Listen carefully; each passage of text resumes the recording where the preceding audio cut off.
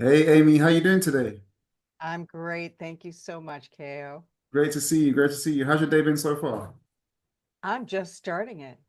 I Okay, just excellent. woke up to be with you, so it's going to be a great day. This is a great way to start the day. Well, thank you so much for that. Yeah, so let the viewers know who you are, what you do, and why you do it, Amy.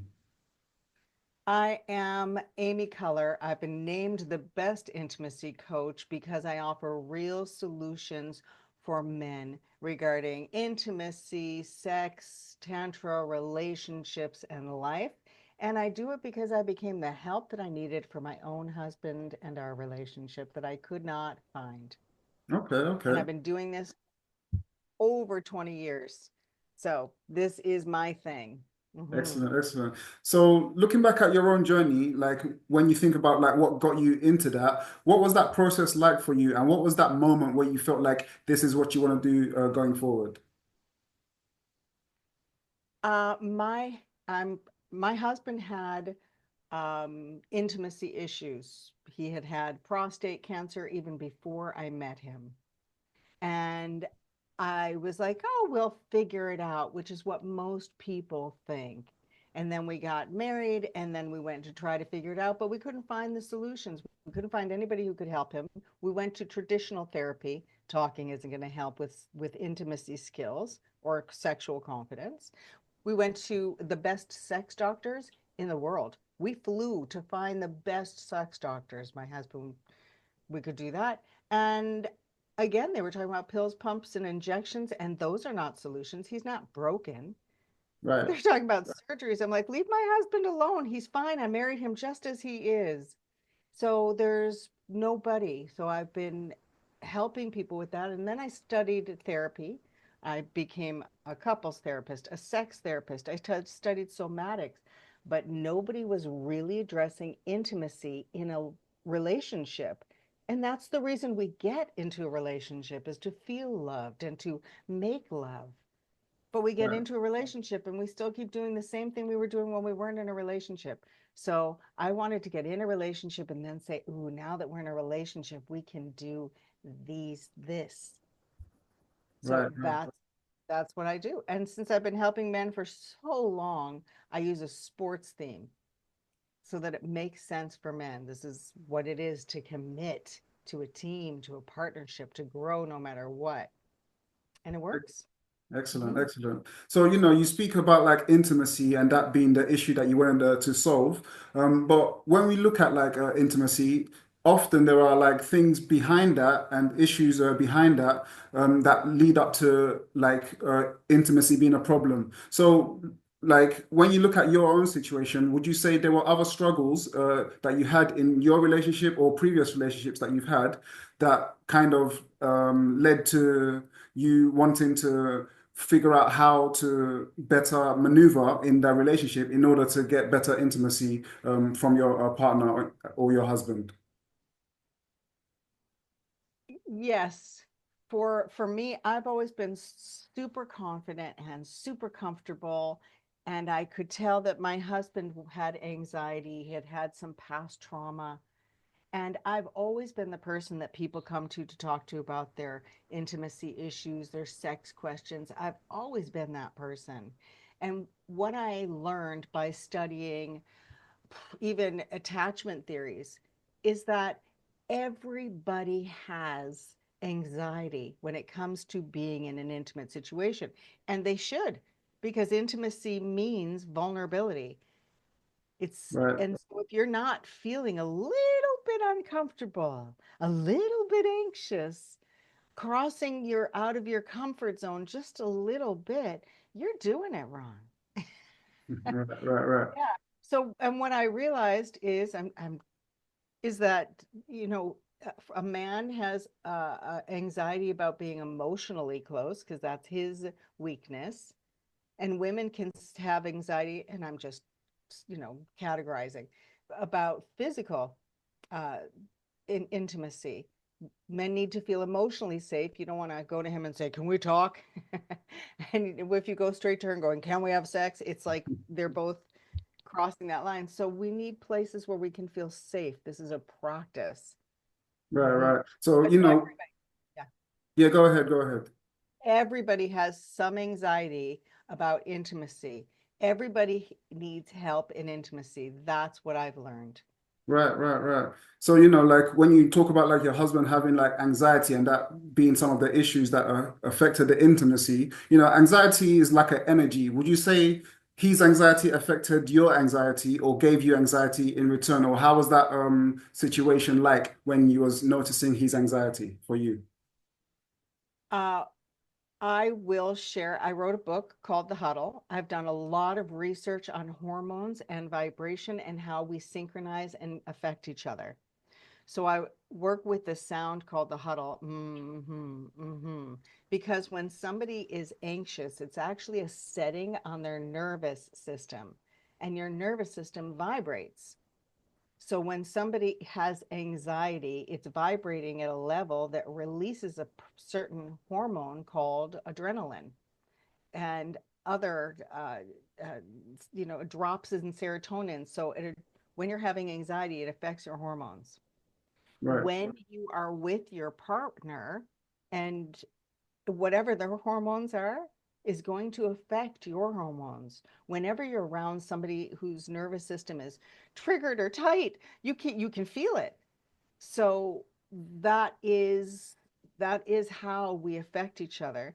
That's why when somebody is anxious in relationships, the other person is avoidant, because this person is going, "Wah, wah, wah, wah, wah." They're spinning out of control. So this person is like, oh, this is uncomfortable to be around. right, So they're going away. And if the other person is needing physical attention and they're spinning out because they're needing physical connection, then that other person who's more emotional will be avoiding. Does that make sense? it definitely does. It definitely does. Uh, Yeah. so we so we really, really, really super affect each other, which is why this huddle that I have, which is just like a team. You meet and you do this hey ho go team, but it's more like it's a yes sound. So by doing that, it's neutral. You're both going, I may be anxious, but I'm just going to connect. And I'm willing to connect my nervous system. And when somebody is anxious or when somebody's nervous, what happens if you picture even an actor off stage and he's nervous, he's forgotten his lines, he's like, and you're all over the place. But if you are collecting your thoughts, if you are calm, cool, and collected, you can still be nervous. You can still be going, mm-hmm, mm-hmm, mm-hmm. That means that you can control your anxiety. You can be present with it. You're still able to stay with yourself instead of spinning out of control. So Right, when right, you have that anxious person and that avoidant person and they come together and they do a huddle, it's their willingness to connect, even when I'm feeling anxious, even when I'm feeling avoidant. right, right. So Yeah, you, so there's a lot of people who know that they feel anxious around intimacy, men and women included, but they don't really feel like they are ready to deal with it, so to speak. So they kind of immerse themselves into their work, into their professional life. So they feel like at least they can control their professional life. So and they'll rather focus on that and avoid the kind of intimacy because it makes them so anxious. But upon doing that, like they neglect their intimacy even more and more. So it goes even further away and they focus more and more into their professional life to the point that they don't know how to bridge the gap going forward. In your opinion, how can they start to bridge that gap again once they focus so heavily on their professional career and neglected their intimate side? oh, that's such a good question. I believe that the way people show up at work is the way that they show up at home. The way you feel about your intimate life is the way that you show up in all parts of your world, especially for men. But what I suggest is that if people don't feel comfortable being intimate and vulnerable with themselves, these things to actually take practice. Like I said, I've been comfortable with myself my whole life and practicing being comfortable with myself my whole life. I imagine you have too, quite frankly. Mhm. For Mhm. sure. And so if you have these practices, like this starts with self-love. So that huddle sound isn't And if you start using these sounds for yourself, you will realize that you're more comfortable with yourself.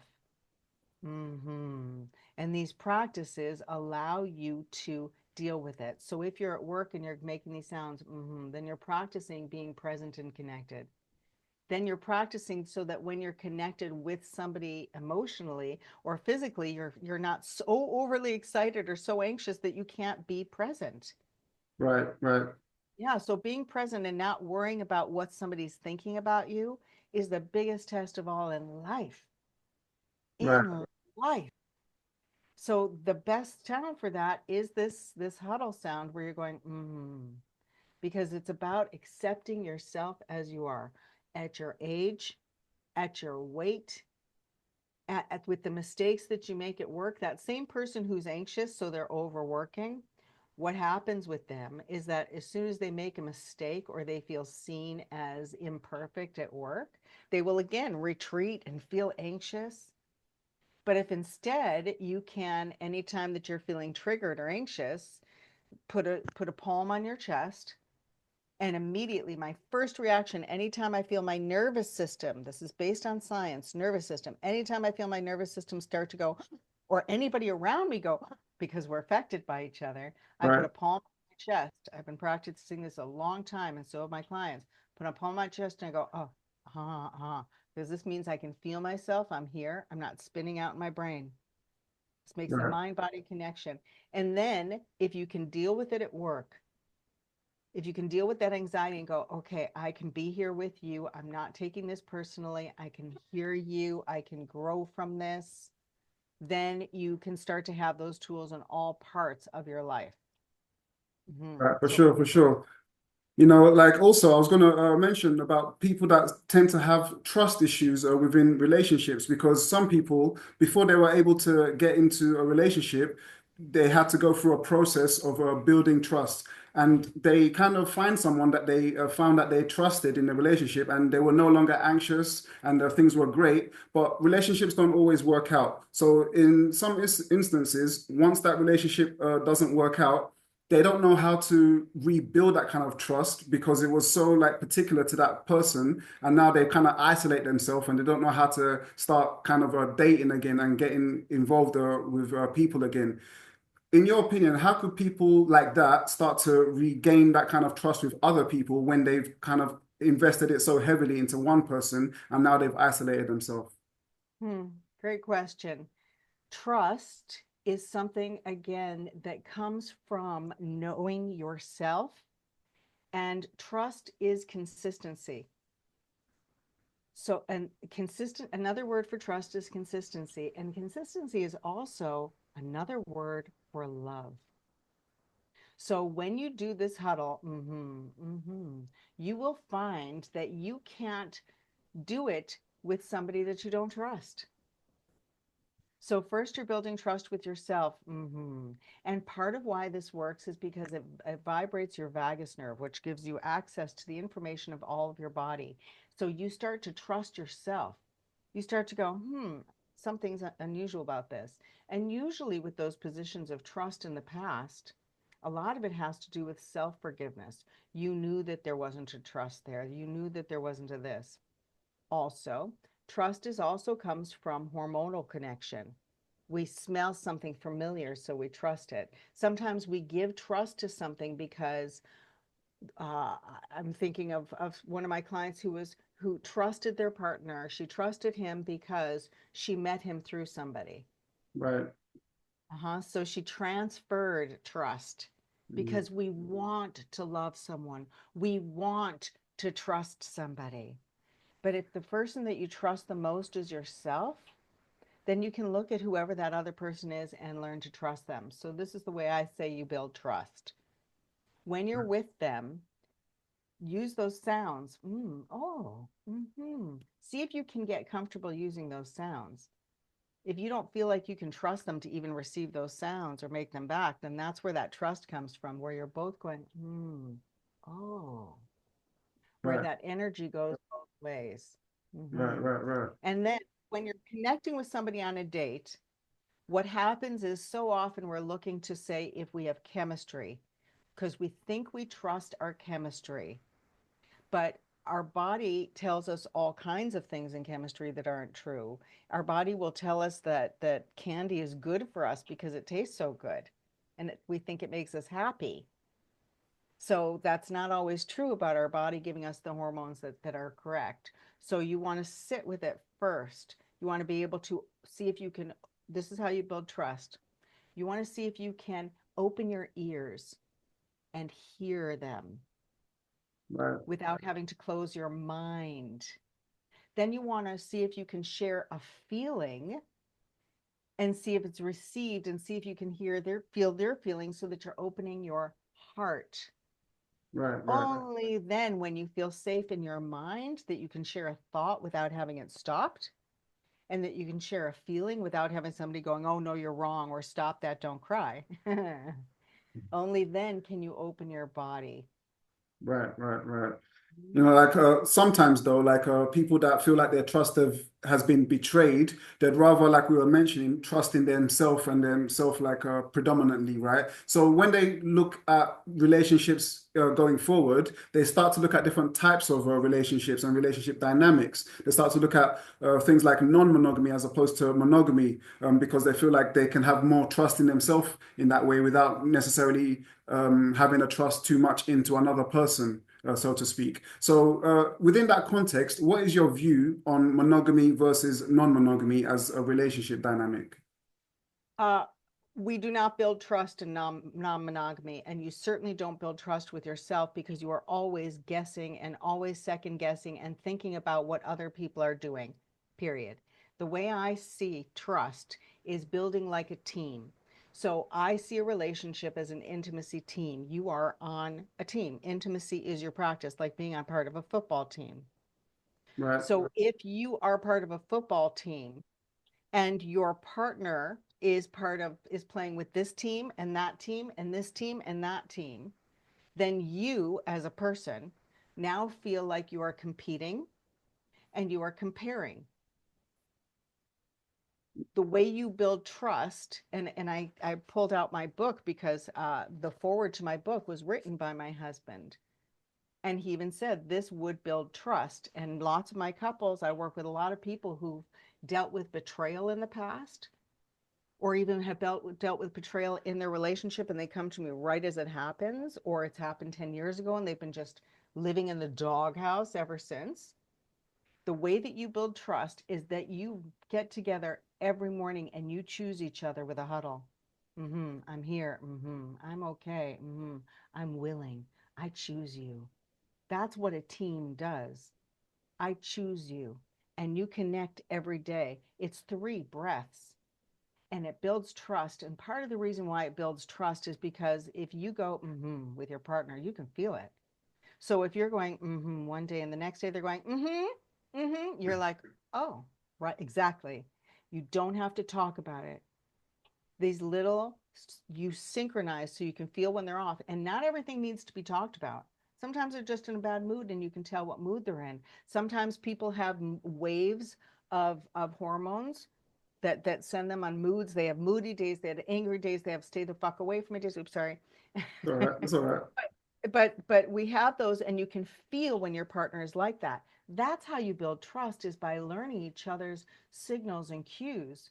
You don't build trust by going, I'm not going to connect with you.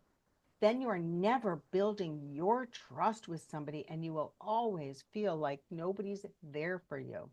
Nobody's got your back. Right, So right, when you're part of a team, you are continually building EGPG. Every game is a practice game.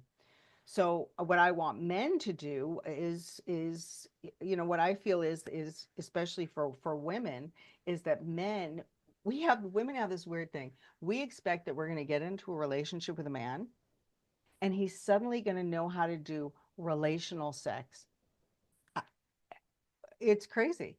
And men also think that they're going to get in a relationship and suddenly figure it out, that they're going to get the same action that they had before, but it's different because it's more vulnerable. We are committed to the team. And even when, if you commit to a football team, you're like, I don't want to run laps. This isn't fun. When's the game? But being part of a team takes practice. right, And right, these intimate things aren't just the game. These intimate things are things that you do with yourself and each other that you wouldn't do with anybody else. And if you just start with a simple It's not talking, it's not sex, it's vulnerable. You're building trust. It's an action. You're building trust with yourself. And for people who've had breaks of trust or have anxiety in the past, the cure for anxiety is consistency, is having a plan, is knowing what's coming next.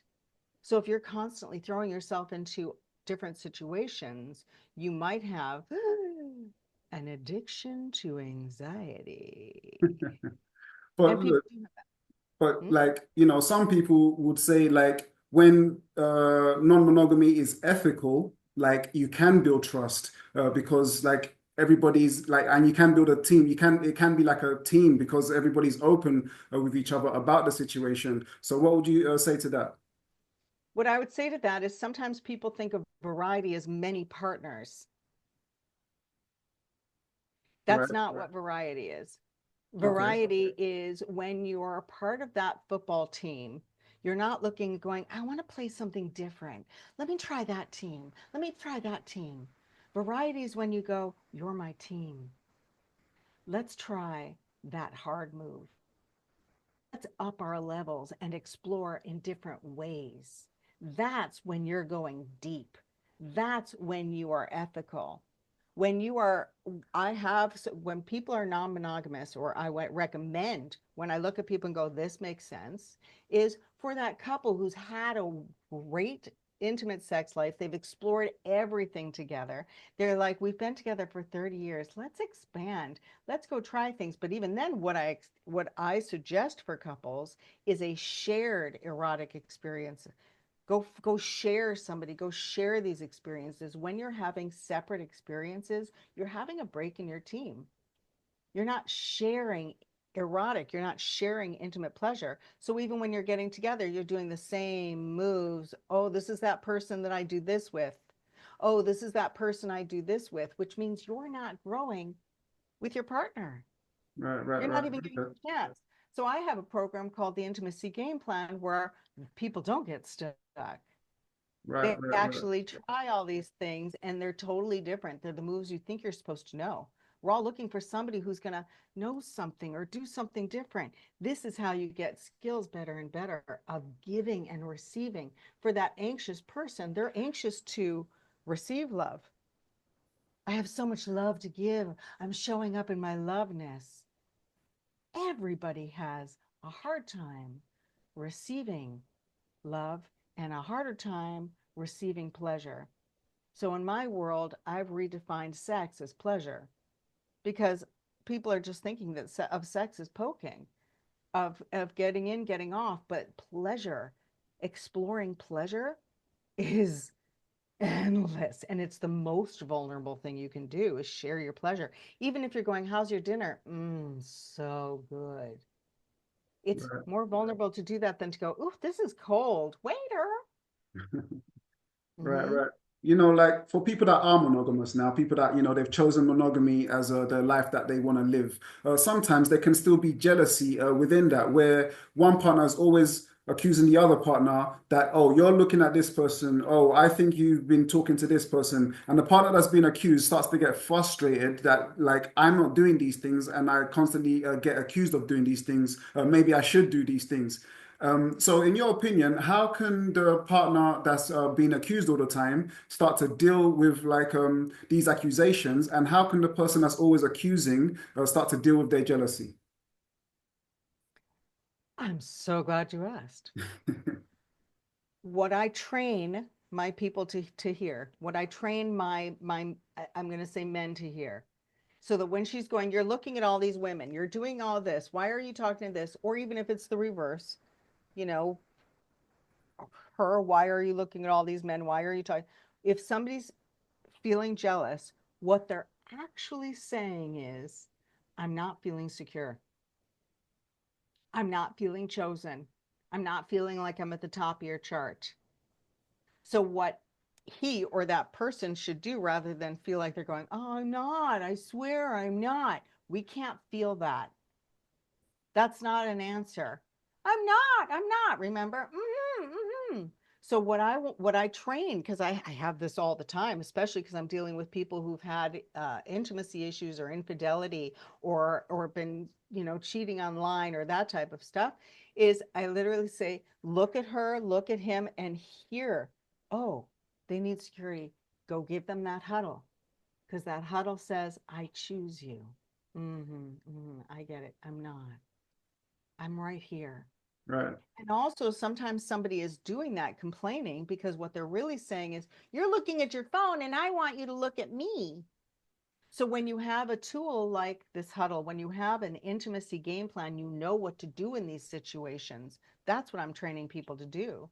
Right. Then Right. you can go to your partner. This is what I train my people to do. That person who's feeling insecure and realizes their head is spinning out, like, oh, are they seeing other people? Are they talking to them? I'm needing connection. I'm the one who's needing connection. I empower that person who's feeling anxious to go to their partner. You turn your back to them and you go, mm-hmm.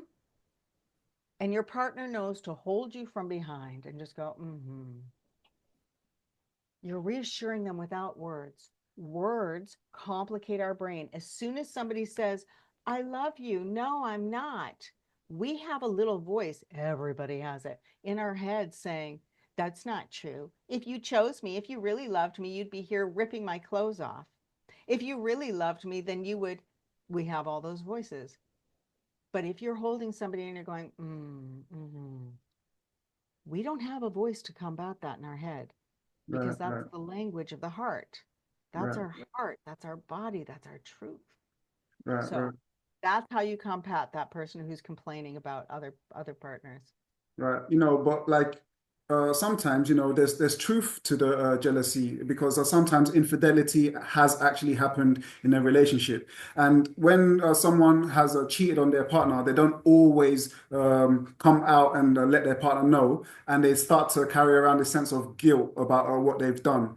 So for someone that's in that situation where they've stepped out of the relationship, but they would like to open up to their partner about what has happened, but they're afraid that they're going to destroy the relationship if they do.